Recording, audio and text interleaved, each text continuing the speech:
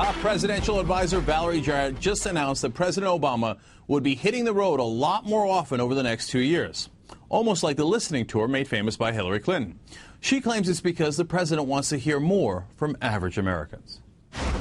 He said it right before he left for vacation. He said, when I get back, I really want to figure out a way where I can spend more time outside of Washington listening and learning and engaging with the American people. It's really what gives him his energy and his strength. And so we're determined in the new year to make sure that his schedule reflects that priority. Come on, let's keep it real. This isn't about listening to anybody. This is about politics. He's starting to run for president again as soon as the next year begins. When's the last time a politician listened to anybody on those tours? Here's who the president is listening to: Wall Street. The person who's going to replace Larry Summers as the president's top economic advisor is believed to be another Wall Street supporter.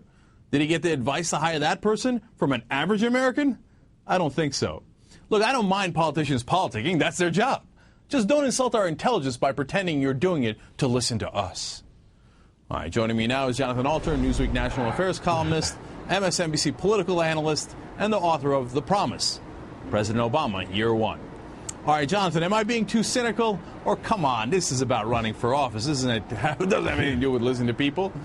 Both. You're being too cynical, and yes, it is about running for office. But, you know, look, people's motivations are complicated, and to draw with such a broad brush, I think, is not just unfair to Obama, it's unfair to the subtlety of these situations.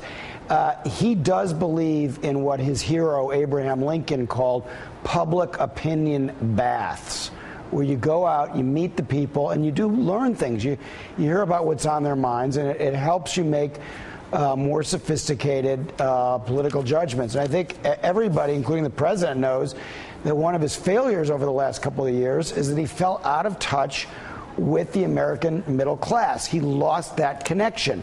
So I think it's good that he wants to try to get that connection back. It's not only good for the kinds of decisions that he might make, but as you indicated, it's good for him politically. Yeah, you know, John, I love you, but I can't agree with that.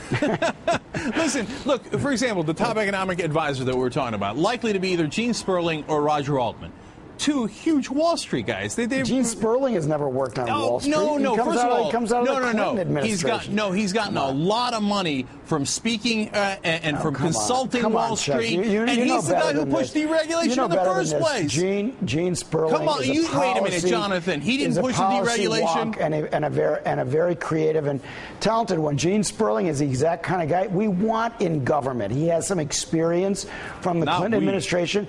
He has some policy creativity. He's not bound by a lot of stupid ideology of the left or the right. He's a pragmatic problem solver who is more knowledgeable about the federal budget than anybody you could think of. To get somebody who says a lot of populist things on TV and you go, oh, let's put him in there. He likes to punch Wall Street. Get him in there.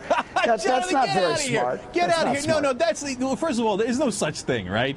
So who do you want in there, Cenk? I'll tell you exactly who I want. I want Joe Stiglitz. He's only won about two Nobel Prizes, right? Yeah. So how about that guy? That guy doesn't punch anybody. He's probably the most brilliant economist we have in the country. Joe Obama would never put him in because he's not pro-Wall Street enough. Joe Stiglitz, by the way, I was interested to learn because Obama did, through Larry Summers, stupidly snub Joe Stiglitz for most of 2009. Recently, he spent a fair amount of time with Stiglitz, and he apparently has a lot more time for him now.